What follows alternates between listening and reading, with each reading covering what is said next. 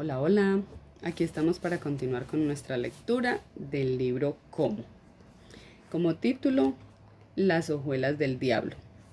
A finales del siglo XIX, en el reconocido Battle Creek Sanitarium, ubicado en Michigan, Estados Unidos, nacieron por error los cereales que se convertirían en el modelo de desayuno ideal de todo el planeta.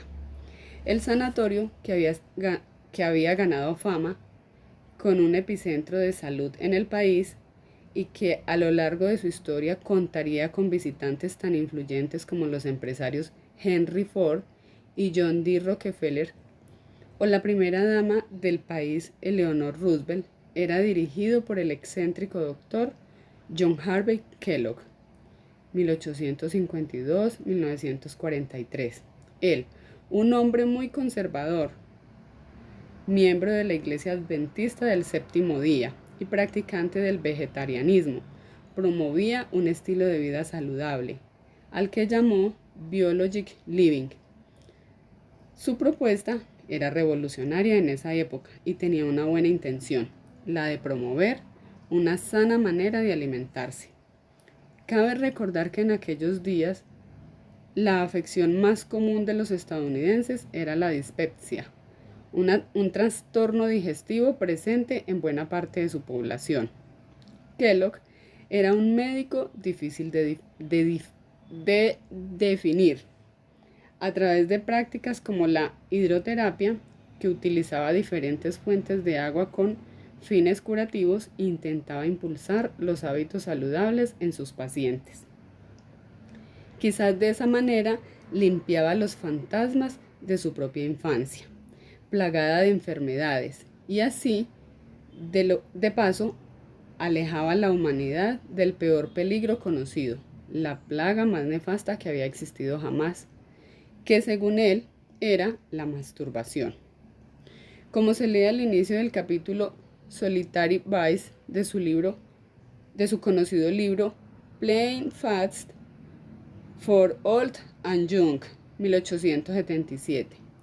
Si el comercio sexual ilícito es un pecado atroz, la masturbación es un crimen doblemente abominable. Es el más peligroso de todos los abusos sexuales porque es el más practicado. Habrá múltiples referencias sobre el tema en las 644 páginas que componen su texto. A John Harvey le gustaba mucho escribir, pero no hallaba placer en el sexo. Sus biógrafos afirman que jamás tuvo relaciones íntimas con su esposa, la brillante dietista Ella Eaton Kellogg, 1853-1920, que fue su pareja durante 41 años y con quien nunca compartió habitación. Sí tuvieron hijos, 7 adoptados oficialmente, y varias decenas más que crecieron bajo su protección. El doctor detestaba el vinagre, la pimienta, el jengibre, la canela y especialmente la carne y el azúcar refinada, productos que de acuerdo a sus creencias despertaban el apetito sexual de los individuos. Él afirmaba que para aplacar las pasiones se debía llevar una dieta basada en granos y cereales. De hecho, durante un buen tiempo estuvo trabajando en un alimento que, como se lee en el artículo del diario español El País, dedicado a su vida, acabara con la, entre comillas, la fea costumbre masturbatoria. Sin embargo, Kellogg no era un pionero del tema. Décadas atrás, el reverendo presbítero Sylvester Graham, 1794-1851, había empezado su campaña contra esa misma costumbre diabólica que azotaba a la sociedad. Él creyó que podría alejar de este vicio y de las prácticas sexuales a los hombres y a las mujeres que comieran su recién inventada Graham Cracker, una galleta endulzada con miel. ¿Tuvo éxito su idea?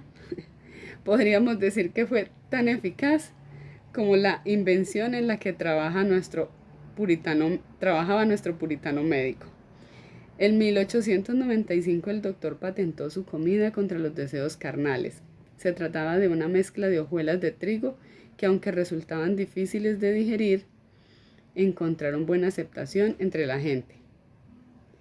Pero fue un día de 1898 cuando él y su hermano menor Will Kate Kellogg encontraron la receta perfecta. Sucedió de manera inesperada. Por error tostaron el trigo que ya había sido cocido en los hornos y al final obtuvieron unas finas y crujientes hojuelas de trigo. El alimento antimasturbatorio había sido perfeccionado. A todos les encantó el nuevo producto. John Harvey, quien no tenía la mentalidad mercantilista de su hermano, incluso compartió la nueva receta de sus hojuelas tostadas en sus libros. Él quería que se prepararan en todas las casas del mundo para acabar de una buena vez con el terrible onanismo. Will, en cambio, de inmediato apreció el potencial comercial de aquel hallazgo. En 1906, con el aval de su hermano, fundó su propia compañía que se convertiría en la gran líder del sector de los cereales. Y aunque sabía que le costaría una batalla sin cuartel, con John entendió que aquellas hojuelas de maíz en este caso serían mejor apreciadas por los compradores si les añadía azúcar, la dama blanca, uno de los componentes más odiados por el Dr. Kellogg, una incitadora de las conductas pecaminosas. La batalla fraternal comenzó. Hubo demandas y varios enfrentamientos legales. Los hermanos nunca se reconciliaron. El controversial médico, que durante buena parte de su vida creyó que las personas de raza blanca eran superiores física y mentalmente a las de piel negra, murió el 14 de diciembre de 1943 a los 91 años. Su plan para frenar el onanismo fracasó. Décadas más tarde, su cereal no masturbatorio se convertiría en un alimento adictivo e inflamatorio. Su historia inspiró el film The Road to Willville en 1994, dirigido por Alan Parker. Kellogg fue interpretado por el reciente ganador del Oscar a mejor actor, el británico Anthony Hopkins. Will Kay se consolidó como uno de los empresarios más ricos del mundo. Era un hombre tímido que siempre se sintió opacado por su hermano y cuya principal pasión fueron los caballos. Los últimos 11 años de su vida vivió en penumbras. Un glaucoma lo había dejado prácticamente ciego. Antes de morir, donó la mayor parte de su fortuna, que ascendía a $50 millones, a la Fundación Kellogg. Falleció el 6 de octubre de 1951 a los 91 años, como el difunto John Harvey. Los productos azucarados y ultraprocesados creados por su empresa se compran en todo el planeta y se acompañan con leche. De acuerdo con las cifras oficiales, las ventas de la compañía que fundó alcanzaron los $13.800 millones en el 2020. Título: Llévame contigo. Los Kellogg fueron los principales impulsores de este rentable segmento de la industria alimentaria junto con Charles William Post, 1854-1914, quien había sido paciente de Battle Creek Sanitarium y sin mayores espavientos copió la idea, fundó la Postum Cereal y puso en marcha su producto estrella, Grape Nuts. Decenas de nuevos empresarios siguieron este camino y con esta explosión de cereales de azúcar y grandes movidas publicitarias empezó a fortalecer la idea de que todos debíamos desayunar. De acuerdo con algunos historiadores, el desayuno o breakfast, que no significa otra cosa que salir del ayuno o romper con el ayuno, es una invención moderna. En la Edad Media, por ejemplo, comer en las mañanas era una costumbre reprochable. Si alguien necesitaba calmar su hambre a esas horas del día, era porque seguramente también tenía despiertos sus otros apetitos, los sexuales. La comida, ya lo ve, siempre ha estado muy ligada con las pasiones y el pecado. Como lo explica la escritora Heather Arndt Anderson en su libro Breakfast: A History en 2013, El café, el té y especialmente el chocolate traídos del Nuevo Mundo contribuyeron a que las élites europeas e incluso la Iglesia Católica quisieran disfrutar de sus exóticos sabores al amanecer, poco después de salir de sus camas. Entre comillas, el líquido no rompe el ayuno, dijo el cardenal Francois María Brancaccio en 1662. El momento decisivo para breakfast llegó con la revolución industrial del siglo XIX. Los trabajadores de las nuevas fábricas, los empleados de las oficinas debían comer en las mañanas para tener fuerza y la energía, entre comillas, que les asegurara un óptimo desempeño en su jornada laboral. El desayuno llegó a su máximo apogeo en los años 40 del siglo pasado, con la insoportable popularidad, las cajas de cartón llenas de cereal. W. H. Kellogg y su competidor C. W. Post fueron los principales impulsores de esta nueva costumbre. A través de sus grandes campañas de marketing, posicionaron la frase: el desayuno es la comida más importante del día. Eso entre comillas, ¿no? Paréntesis, una falsa idea que ya analizamos en el milagro metabólico y con el uso de entrañables caricaturas o mascotas o personajes de historia con aire de felino, elefante, tucán o gallo conquistaron al público infantil. Entre comillas, demuestra el tigre que eres. Se escuchaba en los comerciales televisivos que promocionaban uno de esos productos en los años 80. Los publicistas y los encargados del mercado de estas multinacionales han sido muy hábiles para atraer la atención de los niños. ¿Conoce el truco? Usted llega al supermercado, levanta a su hijo, lo pone dentro del carrito de la compra y cuando va pasando por el pasillo de los cereales, de repente lo sorprende mirando con éxtasis los colores, las mascotas, las letras y los dibujos incluidos en las cajas de los cereales. Ha habido algunos cambios. Elefantito obeso de hace varias décadas, tan tierno que era, es ahora un flaco espécimen con trompa. Seguramente hizo la dieta de la papa. El tigre de mi época era menos atlético. El actual es más delgado y musculoso. ¿Cómo podrá mantenerse así comiendo tanta azúcar? Mucho crack. Lo cierto es que todas esas bellas criaturas aguardan por su instante de contacto visual con los pequeños y desde su espacio de cartón les piden coquetos: llévame contigo. Y si lo analizan bien, las cajas de los cereales están ubicadas de frente en las estanterías. Cabrían muchas más de ellas si las acomodaran como los libros en una biblioteca, con el lomo hacia afuera, pero no. La idea es que se vea muy bien. Esa organización demanda una mayor inversión monetaria porque usan más espacio en los supermercados. Y ahora, observe bien la escena. Ahí está su hija o su hijo mirando esos productos que sí están ubicados justamente a la altura de sus curiosos ojos. Todo está calculado. La próxima vez que vaya al súper, préstele atención a esos detalles. Como lo decía el papá de Betty la Fea, el diablo es puerco. Dr. John Harvey, su invento contra el onanismo se convirtió en una causa de diabetes. En negrita. El desayuno es una creación de la industria alimentaria para que incluyamos sus hojuelas, sus aritos de cereal, sus lácteos coloridos o light, sus jugos de caja en nuestro menú desde las primeras horas de la mañana. Y además, ¿qué considerados fueron los creadores de estos ultraprocesados? En signos de admiración. Sí, ya vienen listos para ser consumidos.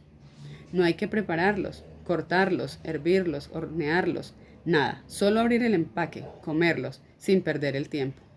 ¿Pensando qué cocinar? Conozco mucha gente que desayuna, almuerza y cena con estas cajitas. El tigre en la mañana, el elefante al mediodía, el tucán en la noche, con su buena dosis de leche, obviamente. ¿Qué pasará con su salud con el paso del tiempo?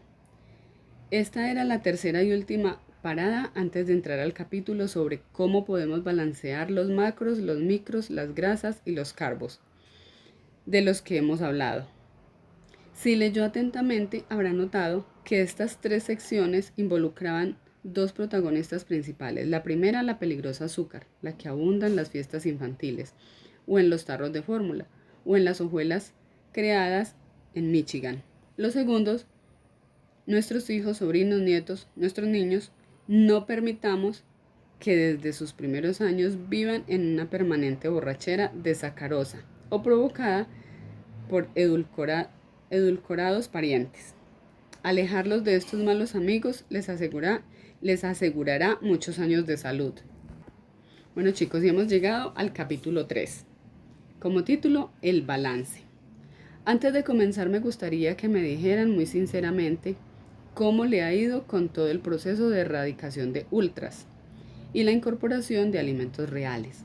Cuénteme en las siguientes líneas cuáles han sido sus productos de los que casi no logra despedirse y por qué. Póngame al tanto sobre los nuevos comestibles que le alegran el día. ¿Ya probó la leche de coco? ¿Ya cocinó con ghee? ¿Tiene dudas? Escriba lo que le nazca. Puede poner: lo odio, Jaramillo, lo detesto, no sé qué estoy haciendo, solo espero que este libro de verdad me ayude a alimentar mejor. No se guarde nada. Si quiere compartirlo conmigo y con el mundo, tómale una foto a esta página, publíquela en sus redes y no olvide incluirme, etiquetarme. @Dr. Carlos Jaramillo. Estaré pendiente de sus mensajes. Podría incluir 2 imágenes de cómo lucen sus alacenas y su nevera por estos días de cambio. Adelante. Bueno, entonces ahí tenemos unas líneas para que cada uno hagamos un balance y escribamos cómo ha sido el proceso con toda esta información que hemos podido obtener con este maravilloso libro. Continuemos. Muy bien, tras la terapia de liberación, sigamos con este capítulo que será vital para que usted comprenda cómo lograr que su menú sea una equilibrada fiesta saludable. Tenga en cuenta estas 3 importantes recomendaciones que le he dado. 1. ¿Qué no como? En negrita. Todos aquellos alimentos que no sean comida de verdad. Creo que la mayoría ya los dejó en aquellas bolsas. Fuera los ultraprocesados, los lácteos, los aceites vegetales, los productos repletos de azúcar, los que tienen demasiados nombres raros en las etiquetas. Adiós a la enfermedad, bienvenida a la salud. Si quiere refrescar la memoria, vuelva a la página 39. Segundo, ¿qué no como siempre? Pero en negrita, pero puedo comer de vez en cuando. Los lácteos, el gluten, las harinas refinadas, el azúcar, con todos sus nombres. Recuerde que ninguno de ellos es necesario ni benéfico para el organismo. Se vale un buen postre el fin de semana. Alimentarse bien no es un castigo. Tercero, ¿qué como cuando como? En negrita. Alimentos reales, en su forma natural o comestibles con un mínimo nivel de procesamiento. Ojalá buena parte de ellos sean orgánicos, entre paréntesis, si su economía se lo permite. Y si por ahora no puede comprarlos, no pasa nada. Usted ya sabe cuáles alimentos buscar. Mejor aún, si son locales. Todo lo que voy a contarle lo podrá poner en práctica sin importar su régimen alimentario. Le servirá si ha elegido veganismo, el vegetarianismo, el carnivorismo o si lleva una dieta omnívora. Le será útil si tiene una muy buena salud, entre paréntesis, y quiere seguir manteniéndola, o si busca mejorarla a través de su comida. Le ayudará siempre a cualquier edad. El título de este capítulo tiene la palabra clave para lograrlo: el balance. Sin él no habrá red que amortigüe la caída hacia la inflamación crónica, la diabetes, los episodios cardiovasculares o el síndrome metabólico. Entre otras afecciones, usted enfermará si se entrega a los ultras, pero también puede enfermarse consumiendo alimentos saludables y orgánicos. ¿Por qué? Por no saber cómo equilibrarlos en su menú. Cada semana en mi consulta resuelvo decenas de interrogantes como los siguientes. Doctor, ¿por qué estoy subiendo de peso si ya dejé las harinas refinadas y solo como pan a base de harina de coco? ¿Por qué sigo ganando kilos si consumo menos carbos y les presto más atención a las proteínas y a las grasas saludables? ¿Por qué tengo acné, triglicéridos altos e hígado graso si ahora soy vegana? ¿Por qué si todos los productos, dice, ¿Por qué si todos los productos de mi dieta son orgánicos, aún mi salud no tiene una gran mejoría? Todos ellos los resuelvo con la misma respuesta, porque usted no está comiendo de manera balanceada y es el momento de hacerlo. Título: a simple vista. Primero usemos nuestros ojos. Le muestro los modelos de cómo debería verse un plato con el correcto equilibrio nutricional. En el primero incluiremos un 75% de vegetales, entre paréntesis que son los mejores carbohidratos, y un 25% de fuentes proteínicas. En el segundo tendremos un 50% de vegetales y un 25% de otros carbohidratos como el arroz, la papa, por ejemplo, y un 25% de proteínas. Le dejo los dos gráficos que hizo nuestro equipo de diseño para que usted lo entienda mejor. Bueno, imágenes que ya saben dónde se pueden encontrar, ¿cierto? Doc, pero ahí solo hay 2 macronutrientes. ¿Dónde están las grasas saludables? Bueno, muy bien por notarlo. Mi sugerencia es que les agregue al menos 2 fuentes de esos maravillosos lípidos a los vegetales. Vale, les pondría aceite de oliva extra virgen y no sé, trozos de aguacate. Perfecto. O también podría sumarles algunos frutos secos. Ahí sí estarían todos los macros. El trío completo y poderoso. Las imágenes que acaba de ver y que suelen compartirse en las redes sociales son solo referencia, un punto de partida. En estos esquemas generales se olvidan, entre otros asuntos importantes, las particularidades de la persona que se consumirá ese plato. Su altura, su peso, su edad, sus hábitos serán diferentes.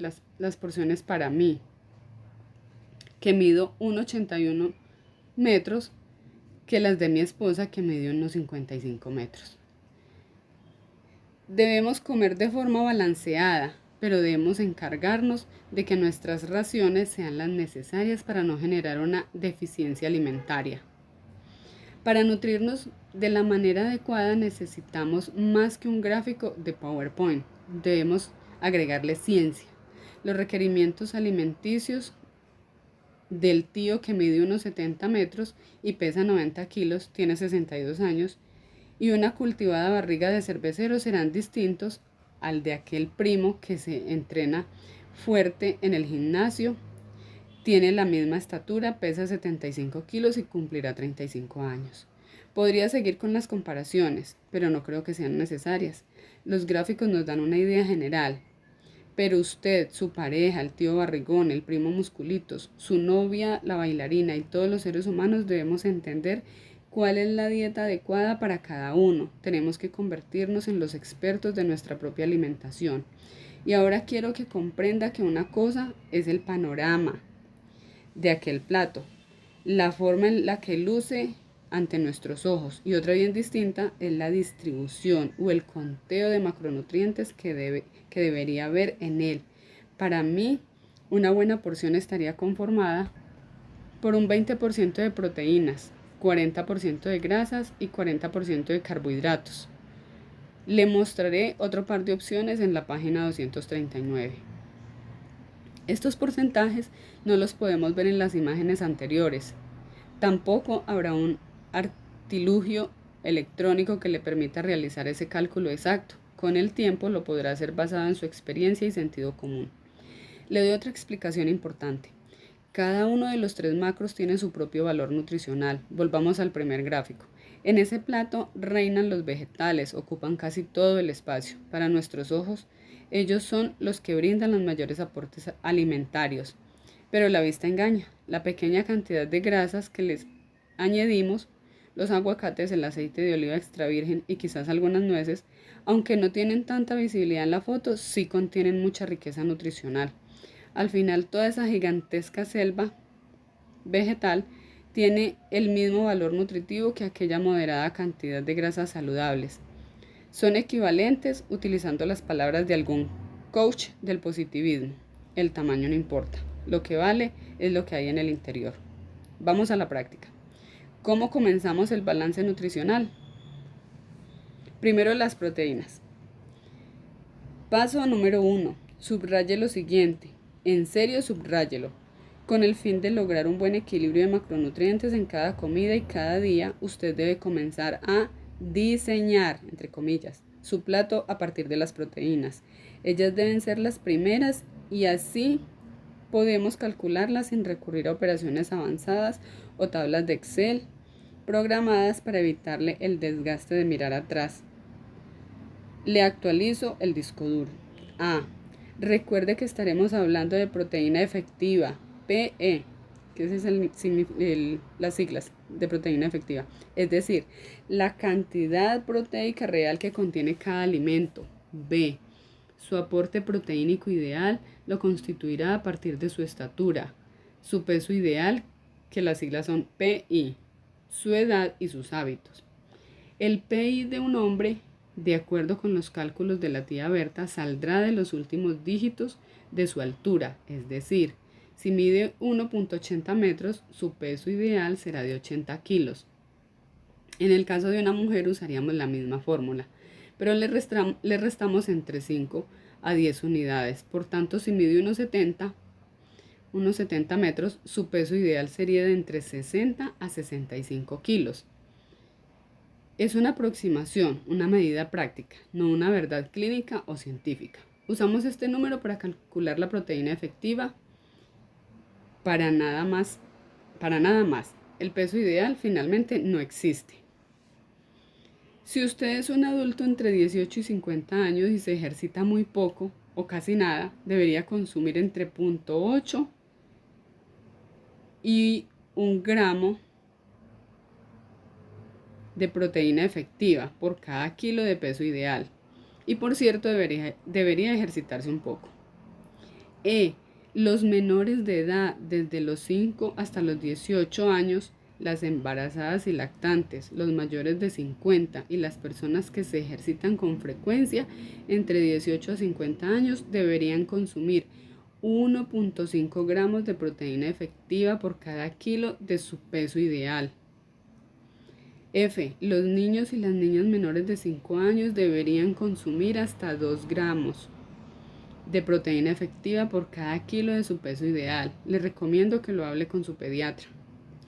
Los entusiastas del gimnasio que están buscando ganar masa muscular y todos los practicantes de disciplinas como la halterofilia deben consumir hasta 1.7 gramos de proteína efectiva por cada kilo de su peso ideal. Una ingesta mayor suele ser inútil y puede ser peligrosa para el cuerpo. Más allá de los números que son importantes cuando hablamos de proteínas, se estima que un elevado porcentaje de la población mundial vive en diaria deficiencia proteínica. Será muy importante consumir alimentos que le brinden los diferentes perfiles de aminoácidos esenciales, los que no produce su cuerpo. Y, teniendo en cuenta lo anterior, no caiga en el error aquel de, entre comillas, proteína. Se lo enseño con un ejemplo al que llamo los frijoles de cemento, porque así de pesados serán para su organismo. Supongamos que usted mide 1.80 metros, tiene 34 años y no hace mucho ejercicio. Sus requerimientos diarios de proteína efectiva rondarían los 80 gramos.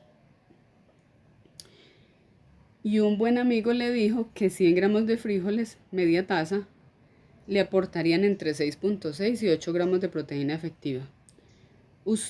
Usted es muy bueno en matemáticas y dividió 80 entre 6.6 y se dio cuenta de que necesitaba algo más de 12 porciones de frijoles, 6 tazas, entre paréntesis, para lograr su meta diaria. Entonces comió de estos rojos granos todo el día y en la noche estaba orgulloso por haber cumplido su cometido y en la madrugada usted se retorcía en el baño echándome la culpa de su fenomenal indigestión y se sentía más pesado que una estatua de Botero.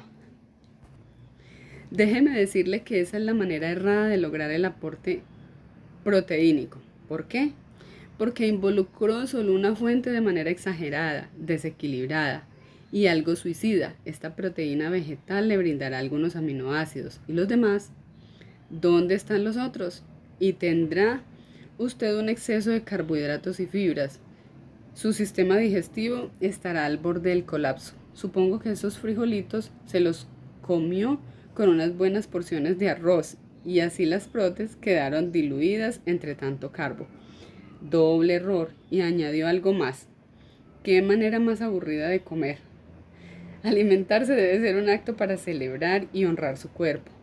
No, no intente llegar a su número proteico con sobredosis desbalanceadas. Los frijoles son geniales, pero debemos aprender a comerlos. Bueno, yo creo que vamos a dejar este audio hasta aquí y luego continuamos. Chao.